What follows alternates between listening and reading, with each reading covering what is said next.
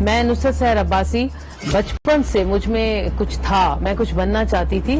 جب میری شادی ہو گئی اور میرے سسر نے جب میرا جو انداز دیکھا کورٹ میں، جب میں کورٹ میں کھڑی ہوتی تھی تو میں نے بہت دلائل دینے میں میری جو انداز تھا، میں نے کئی پولیس والوں کی پیٹیاں بھی اتروا دی تھیں.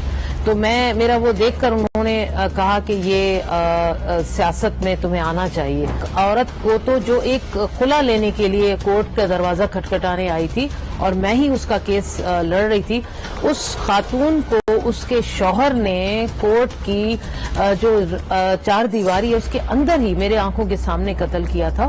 تو اور صرف اس بات پر کہ تمہاری ہمت کیسے ہوئی کہ تم مجھ سے کورٹ میں آ کر خلا مانگ رہی ہو.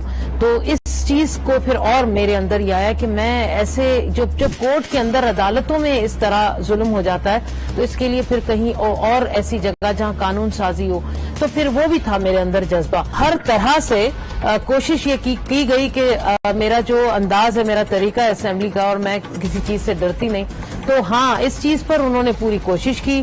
ویسے بھی اسمبلی سے باہر بھی مجھے کئی ایسی چیزیں کا سامنا کرنا پڑتا ہے، کرتی رہی ہوں، کہ مجھے مختلف طریقوں سے تنگ کرنا اور ڈرانا دھمکانا. زکوٰۃ، عشر اور ریلیجس افیئر کے حوالے سے اس قدر کرپشن ہے، ایسی مافیا بیٹھی ہوئی ہے کہ میں نے 5 سال ان کو کس طرح لڑا. بہت ساری ایسی چیزیں تھیں جو میرے خلاف کرنے کی کوشش کی گئی. اللہ کی ذات کے سوا میں کسی سے نہیں ڈرتی. مجھے پتا ہے کہ ایک دن مجھے مرنا ہے. جو رات میری قبر میں لکھی ہے وہ ہونی ہے، چاہے وہ دنیا کی کسی بھی جگہ میں چلی جاؤں یا میں کچھ بھی کر لوں. موت تو برحق ہے. جس نے موت کو یاد کیا وہ میرے خیال میں وہ کسی سے نہیں ڈرتا. ہر بیٹی، ماں، بہن اس کو باندھ لے اور پھر اپنی بچیوں کو سیاست میں لے کر آئیں اور بچیاں بھی اسی چیز کو فالو کریں.